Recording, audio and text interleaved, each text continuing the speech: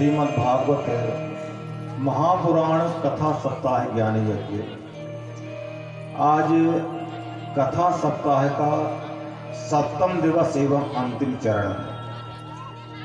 आज सायंकाल कथा प्रसंग के बीच में भगवान की परम पावन लीला श्री सुदामा चरित्र वर्णन करके सुनाया कि भगवान अपने भक्तों पर कैसे कृपा करते हैं। देखिए, सुदामा ने भगवान से कभी कुछ मांगा नहीं और भगवान से मांगना भी नहीं चाहिए, क्योंकि आप मांगेंगे तो अपने स्तर से मांगेंगे, और जब परमात्मा अपने स्तर से देता है तो इतना देता है कि आप कल्पना भी नहीं कर सकते हैं। आपका स्तर कितना है? जो स्तर होगा, भाई 25-50 करोड़ दे दीजिए, 10-20 गाड़ियां दे दो, 2-4 मकान दे दो, यही तो मांगोगे आप, क्योंकि स्तर अपना इतना है। और जो परमात्मा सारे ब्रह्मांड का मालिक है, तो आखिर उसका स्तर हमसे तो बड़ा होगा ही भाई मेरे। तो जब परमात्मा अपने स्तर से देता है तो इतना देता है कि कोई इसकी कल्पना भी नहीं कर सकता। इसीलिए परमात्मा से कभी मांगना नहीं चाहिए। सुदामा ने कभी नहीं मांगा, भगवान से कुछ नहीं मांगा। देखिए, भक्त जो सतोगुणी, रजोगुणी, तमोगुणी, निर्गुण भक्त होते हैं, निराकार कुछ मतलब भक्ति के बदले जो भगवान से मोक्ष नहीं मांगते हैं। यदि मोक्ष मांग लिया हमने तो आखिर सौदा ही तो हो गया।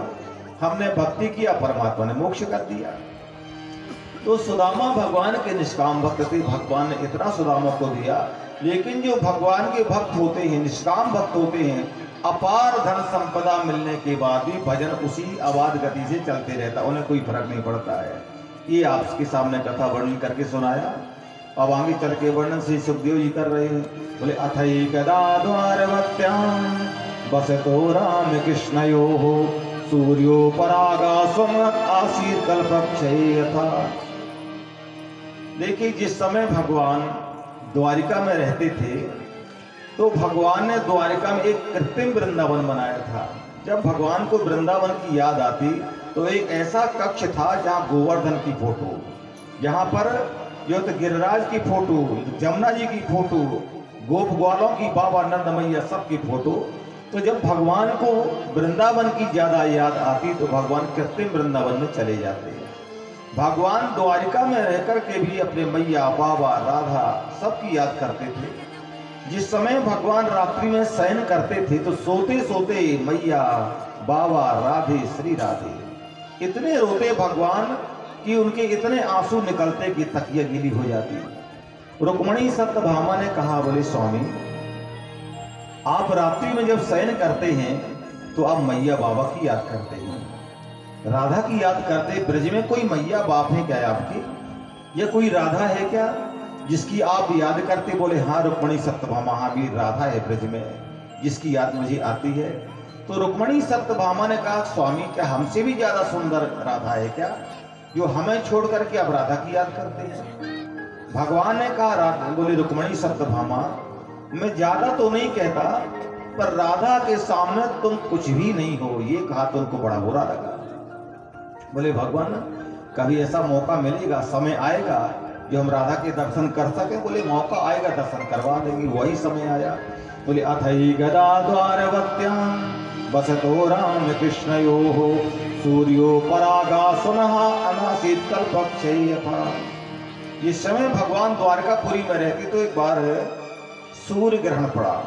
कैसा ग्रहण पड़ा? जैसा कल्प के अंत में पड़ता है।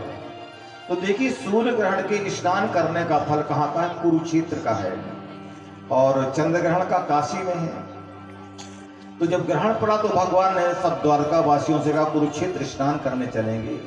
उसी समय भगवान ने, देखिए, भगवान वृंदावन छोड़ के आए, 100 वर्ष पूरा हो गया था, और राधा रानी को गोलोक धाम में श्री दामा का साप भी हो गया था कि जिस समय अवतार लेकर के जाओगी ब्रज में तो श्री कृष्ण से 100 वर्ष का वियोग हो जाएगा।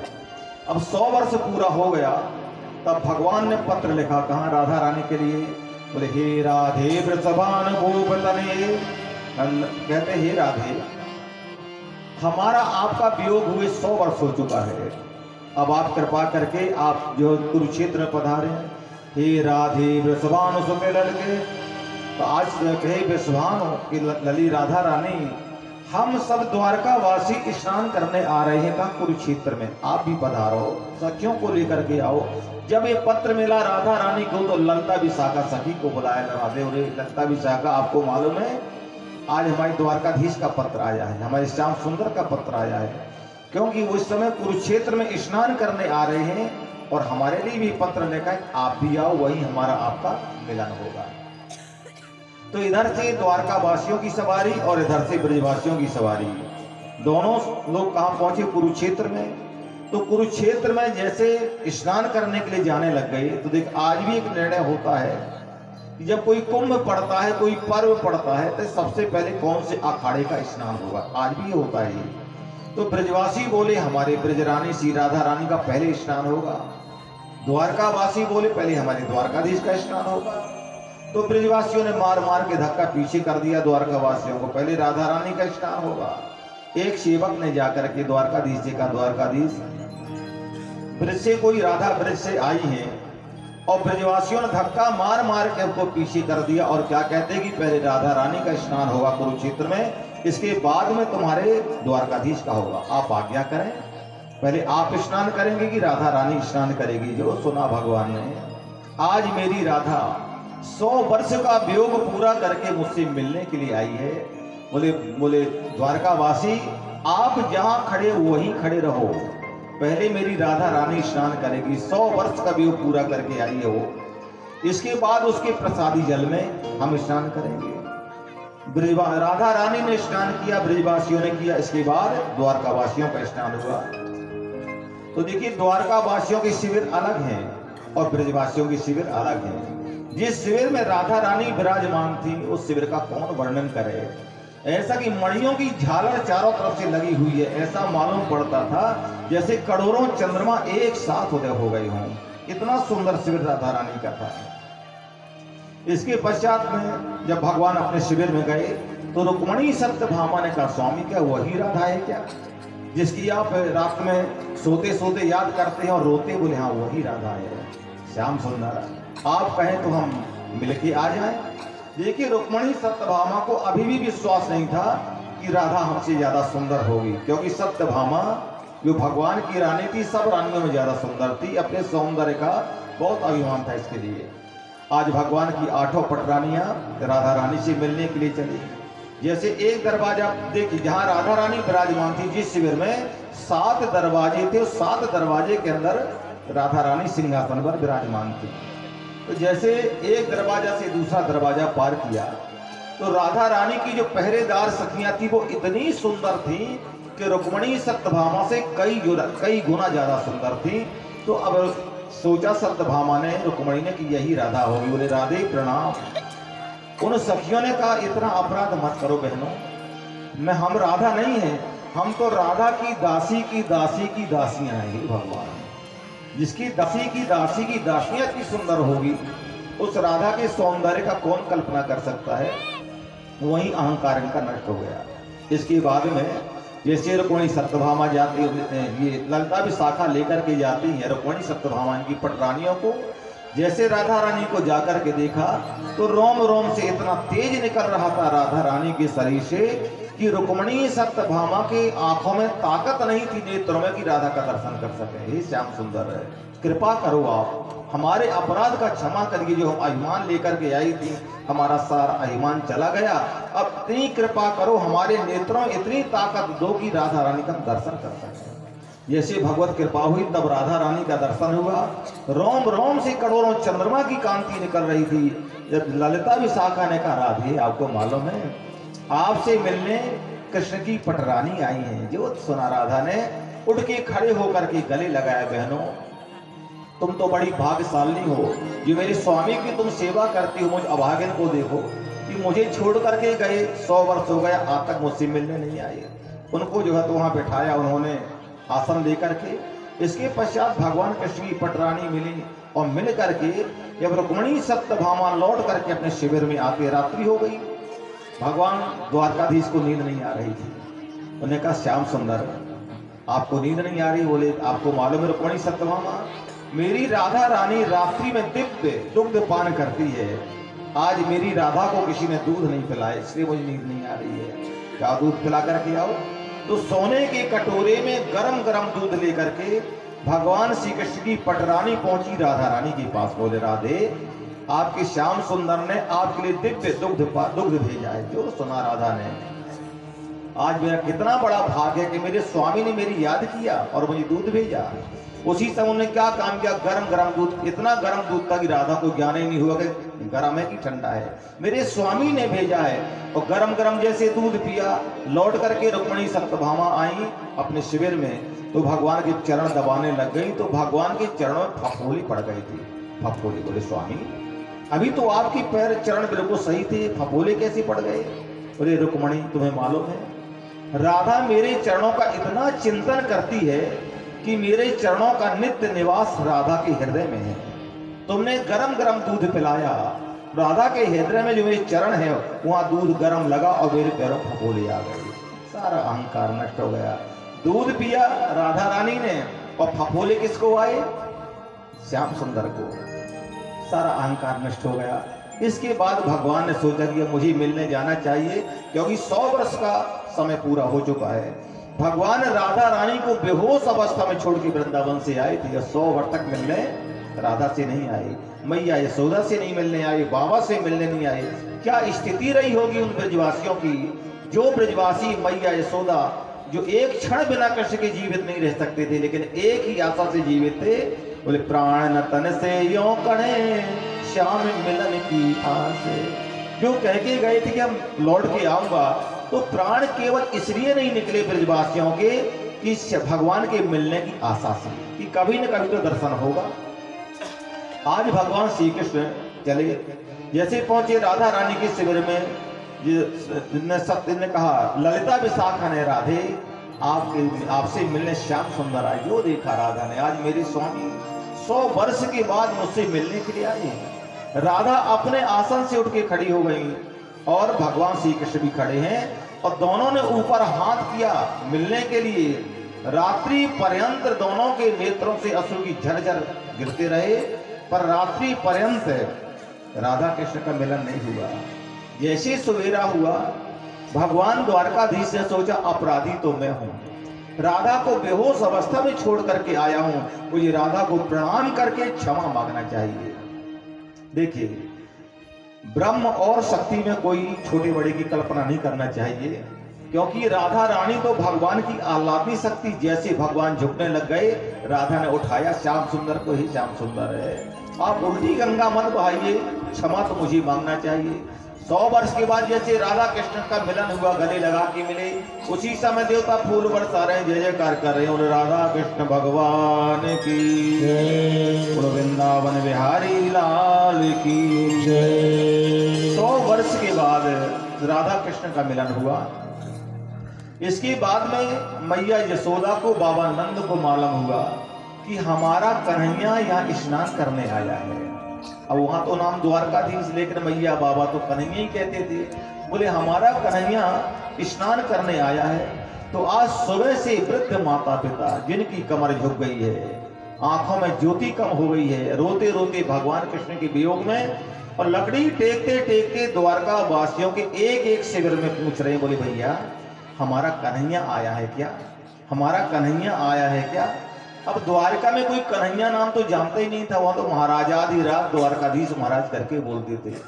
सुबह से शाम तक आंखों से अश्रु निकल रहे हैं, रो रहे हैं, कमर झुक गई है, लकड़ी टेकते टेकते, लाठी टेकते टेकते पूरे जो है द्वारका वासियों के एक एक शिविर में पूछ रहे हैं। किसी ने जाके द्वारकाधीश से कहा, द्वारकाधीश आपके कन्हैया नाम का कोई नौकर है क्या नौकरों में, या कोई सेवा के? क्यों भैया? बोले सुबह से एक वृद्ध माता पिता जिनकी कमर झुक गई है, लकड़ी टेकते टेकते एक एक शिविर में पूछ रहे हैं कि हमारा कन्हैया आया है कि क्या। भगवान ने कहा, भैया बलराम, हमारी मैया के अलावा कोई हमें कन्हैया नहीं कह सकता है, हमारी मैया यशोदा आई है। दोनों कृष्ण बलराम अपने शिविर से निकले और जैसे आगे गए तो क्या देख रहे हैं, मैया यशोदा बाबा नंद रोते रोते एक एक शिविर में पूछ रहे थे। कृष्ण बलराम ने जाकर के नंद यशोदा के चरणों में साष्टांग प्रणाम किया। बोले मैया ये तेरा अपराधी कन्हैया आ गया। 100 वर्ष के बाद जिसका पुत्र मिला होगा, उस माँ की क्या स्थिति हुई होगी, सोचो आप पहले। हमारे घर में साधारण पुत्र जन्म लेके आ जाता, हाड़ मास का बच्चा, हम कितना प्यार करते हैं। जिनके घर में स्वयं परब्रह्म परमात्मा पुत्र बन के आया होगा, उस माता पिता की क्या स्थिति रही होगी, जो मैया ने दौड़ के छाती से लगाया, बोले बेटा, बोले हाय कन्हैया लाडले, कहाँ गए मेरे लाल, और शीतल छाती गोद में कि बैठी करो नंदलाल। बेटा तेरी गोद में बैठ जाओ पुत्र। आज भगवान गोद में बैठ गए और मैया ने कहा बेटा तुम मुझे छोड़ के गए, 100 वर्ष तक नहीं आई मिलने मुझसे। बोले बेटा मुझसे बहुत बड़ी गलती हुई ना, इसीलिए तुम मुझको छोड़ करके हमेशा के लिए चले गई थी। बोले मोह सो भाइयों अपराध एक, बेटा ये बहुत बड़ी गलती मुझसे हो गई थी, इसलिए बेटा तुम मुझे छोड़ के चले गए। बोले मोह सो भाइयों अपराध एक, उखल बांधो तो याही सौते ने तजुरिहाई कन्हैया मोल। बेटा मैंने छोटी सी मटकी के पीछे मैंने तुझे उखल में बांध दिया पुत्र, यही मुझसे बहुत बड़ी गलती हो गई, इसीलिए बेटा तो मुझे छोड़ के चले। बोले माँ तुमने हमारी इतनी सेवा किया है, हम दोनों भाई शरीर की चमड़ी निकाल करके आपके पैर में जूतियां बना के पहना दें तो भी हम उऋण नहीं होंगे। देखिए पिता के ऋण से पुत्र उऋण हो जाता है, पर माँ के ऋण से पुत्र कभी उऋण होता ही नहीं है। और लेकिन माँ का ऋण क्या है, माँ अपना ऋण माफ कर देती है। इस प्रकार से 100 वर्ष के बाद जो है कृष्ण बलराम अपने मैया को लेकर के अपने शिविर में आए। आज दोनों बालक कृष्ण बलराम मैया यशोदा की गोद में बैठे हैं। इतने में देवकी ने कहा रुक्मणी सत्यभामा तुमको मालूम है ये कौन है, असली सास तो तुम्हारी यशोदा है। बोले तो अरे नहीं यशोदा, देवकी असली सास तो तुम हो। क्यों? बोले हो तो धाय तिहारे सुत की कृपा सदा ही करियो, मैं तो पालन करने वाली माँ थी। इसके बाद यशोदा ने पूछा, बोले ये कौन है? अरे बोले तुम्हारे कृष्ण बलराम की बहुएं हैं, पत्नी है इनकी। जो देखा सुना बड़ी प्रसन्न हो गई, दोनों बच्चों को गोदी से हटाया, बोले बहुओं को गोद में बैठाऊंगी मैं। देखिए बहुओं का मोह तो बड़े भाग्य से देखने को मिलता है। बच्चे का मोह तो उसी दिन माता पिता देख लेते हैं जिस दिन घर में बच्चे का जन्म होता है, और बहू का मोह तो बड़े भाग्य से मिलता भाई मेरे। जब बच्चा 25 वर्ष का हो जाता है, 26-27 का, तब जाके घर में बहू आती है, तब बहू का मोह देखने को मिलता है। तो बहू का मोह बड़े भाग्य से मिलता है। दोनों को हटाया बच्चों को और रुक्मणी सत्यभामा को, इनको सबको गोद में बैठाया। इसके पश्चात में बाबा नंद और वसुदेव जी सब एक दूसरे से मिलन हुआ। वहां पर बहुत दिन तक कुरुक्षेत्र में रहे। इसके बाद वसुदेव जी ने बहुत बड़े यज्ञ का आयोजन किया और इसके बाद यज्ञ संपन्न करके और सब लोग अपने अपने स्थान को चले गए। आगे चल के वर्णन करें राजन, जो तुम्हारी दादी सुभद्रा थी वो अर्जुन हरण करके ग्वाल ले गए थे, और आगे चल के वेदों ने इनकी स्तुति किया भगवान की। आगे चल के पूछ रहे राजा परीक्षित, भगवान देवासुर मनुष्य सूये भजंत शिवम शिवम भगवान, मैंने सुना है जो भगवान शंकर का भजन करते हैं तो शंकर के भक्त तो धनवान देखे जाते हैं, और लक्ष्मीपति नारायण का जो भजन करते हैं वो तो गरीब देखे जाते। बोले राजा परीक्षित तुम इसका मतलब ही नहीं समझे। देखिए भगवान में और शंकर में और नारायण में बहुत बड़ा अंतर है। देखिए शंकर जी तो ऐसे कि जो वरदान जिसने मांगा वही दे दिया, और भगवान नारायण अपने भक्तों को बहुत सोच समझ के वरदान देते हैं कि इस वरदान का दुरुपयोग तो नहीं करेगा, बहुत समझ करके अपने भक्तों को वरदान देते हैं। और शिव जी तो कैसे हैं, जिसने जो मांगा, वरदानी है ना, जो मांगा वही दे दिया। कोई चोरी करने भी पहुंच गया मंदिर में तो भी वरदान देने लगते हैं। एक शिव जी का मंदिर था, उस मंदिर में 1.25 शेर का सोने का घंटा बना हुआ था। एक चोर की नजर पड़ गई, उस चोर ने सोचा यदि घंटा चोरने को मिल जाए तो छोटी छोटी चोरी करने की कोई जरूरत नहीं पड़ेगी। उसने क्या काम किया, एक दिन पुजारी जी मंदिर का ताला बंद करना भूल गए और सबकी नजर बचा के चोर हुआ शंकर जी के मंदिर में घुस गया। अब घंटा तो ऊपर बंधा हुआ था, कैसे खोले?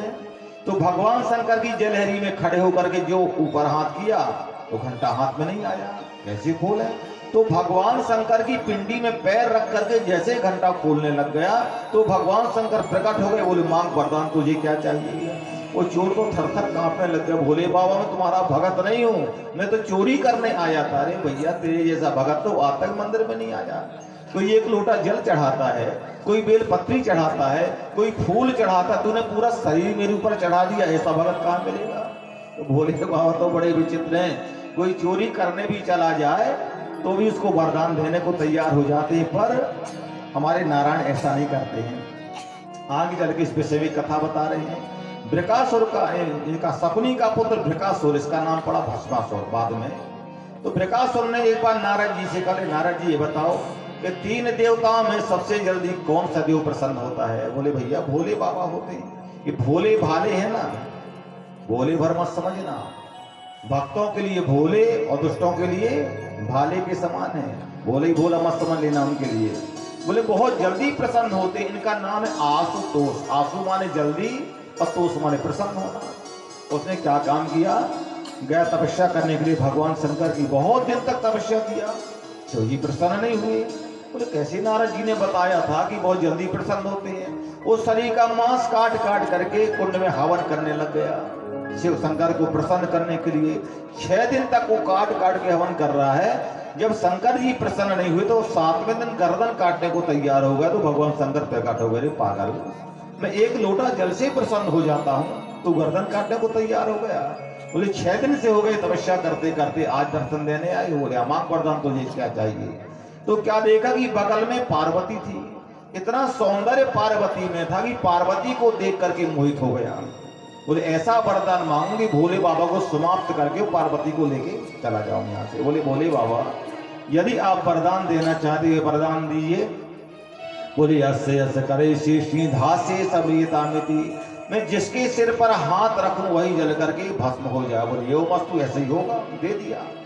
अब उसने सोचा गौरी हरण लालसा, बोले वरदान तो दे दिया भोले बाबा ने, इस वरदान की परीक्षा भी करनी चाहिए, परीक्षा भी हो जाएगी, भाई भोले बाबा जल के समाप्त हो जाएगा तो पार्वती को ले जाऊंगा। अब जैसे आगे हाथ बढ़ाया शिवजी के सिर में हाथ रखने के लिए, भगवान शंकर तो भागे प्राण बचा के, वरदान झूठा तो कभी होगा नहीं। आगे आगे भगवान शंकर भाग रहे हैं और पीछे पीछे वो शकुनी का पुत्र वृकासुर भाग रहा है। भागते भागते जब प्राण नहीं बचे तब बोले हे भोले, हे प्रभु मेरे प्राण बचाओ, मैंने इस दुष्ट को कहां से वरदान दे दिया। अब भगवान ने क्या काम किया? देखिए महाभारत में कथा आती है देवी भागवत में कि भगवान मोहिनी अवतार लेकर के आए। भागवत में कथा आती है कि भगवान ब्रह्मचारी बनके उसकी भस्मासुर के सामने आ गए, भैया कहाँ भागे जा रहे हो? और भगवान ने मोर पंख निकाल के हवा और करने लग गए। बोले भैया पसीने पसीने हो रहे हैं, इस शरीर को इतना कष्ट क्यों दे रहे हो तुम? तो उन्हें सारी घटना बता दिया कि शंकर की तपस्या करके मैंने वरदान मांगा कि जिसके सिर पे हाथ रखूं वही जल के भस्म हो जाए। तो भगवान जो ब्रह्मचारी बन के आए, बोले तुमको भी यही वरदान दिया क्या? बोले हाँ मुझको भी यही वरदान दिया यार। बिल्कुल झूठे वरदान होते, भांग धतूरा पी के घूमते रहता है और झूठे वरदान देते रहता है। बोले देखो मेरे को वरदान दिया, मैं सिर में हाथ रखता हूँ, कुछ भी नहीं हो रहा है। भैया एक काम कर, ये तो भांग धतूरा पी करके उल्टे सीधे वरदान देता है। तो बोले यदि वरदान झूठे हैं तो ये भाग क्यों रहा था मुझसे डर करके? बोले इसलिए भाग रहा था ताकि विश्वास हो जाए कि मेरा वरदान सही है। बिल्कुल झूठे वरदान है। यदि तुझे विश्वास ना हो तो अपने सिर में हाथ रख के देख ले। बोले वाह भगवान, अगर मैं सिर में हाथ रखा और मैं जल के भस्म हो गया तो? बोले ऐसे मत रखना भैया, तुम थोड़ा हाथ ऊपर करना, यदि आंच आवे तो नहीं रखना। अब वरदानी हाथ में कहीं आंच आने वाली है क्या? ऊपर हाथ किया, बोले आंच आ रही है? बोले बिल्कुल नहीं। बोले और नीचे कर। बोले अब थोड़ी बहुत आंच आ रही? बोले बिल्कुल नहीं। बोले और नीचे कर। अब वरदानी हाथ में कहीं आंच आएगी? अरे बोले बिल्कुल झूठा ही वरदान है। यदि हाथ रखने से कोई जलने लग जाता तो थोड़ी बहुत आंच तो आनी चाहिए। अब तू धर के ही देख ले। जैसे हाथ धर के देखा, गोविंदा ये नमो नमः, जल के भस्म हो गए, नाम पड़ गया भस्मासुर। इतने में भगवान नारायण निकल के आए। बोले प्रभु बड़ी कृपा किया, तुमने मेरे प्राण बचा लिए। भगवान ने करे भोले बाबा बिना सोचे समझे वरदान देते, जब मरने लगते तब मेरी याद करते, सदा प्राण खाते रहते हो मेरी। बोले भगवान आज के बाद ऐसी गलती हम नहीं करेंगे। तो यही भगवान में, विष्णु में और शंकर में यही अंतर है कि शंकर बिना सोचे समझे वरदान देते हैं, भगवान पहले देखते हैं कि कौन इसका अधिकारी है कौन नहीं है। भैया भगवान जानते हैं अगर हम ये वरदान दे देंगे तो इस वरदान का दुरुपयोग करेगा, ये सोच समझ के भगवान वरदान देते हैं। आगे चल के श्री सुखदेव जी आगे बम बम लहरी शिव शिव लहरी सब गाइए, अगड़ बम शिव लहरी, अगड़ बम शिव लहरी।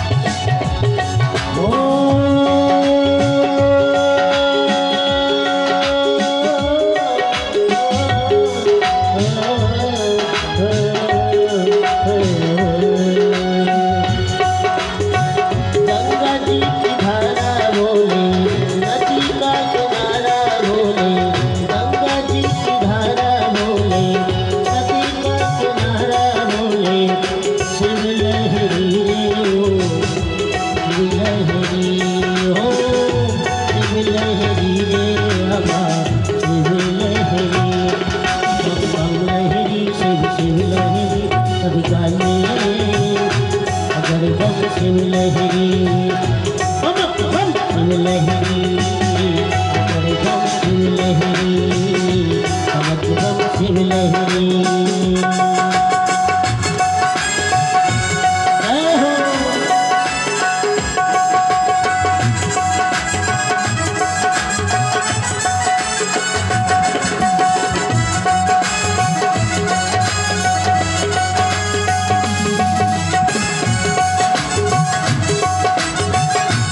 सभी कोई तालियों से स्वागत करते हैं।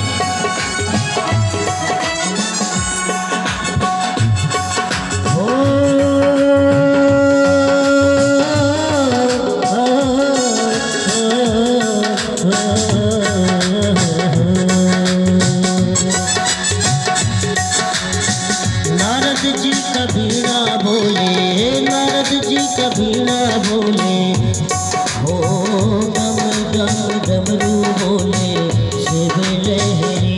ओ गम गम डमरू बोले शिव लहरी।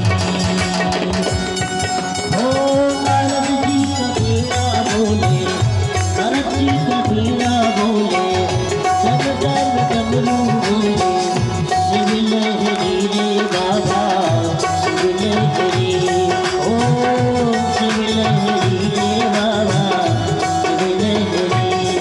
शिव लहरी शिव लहरी सब गाइए, नमक बम शिव लहरी, नमक बम शिव लहरी।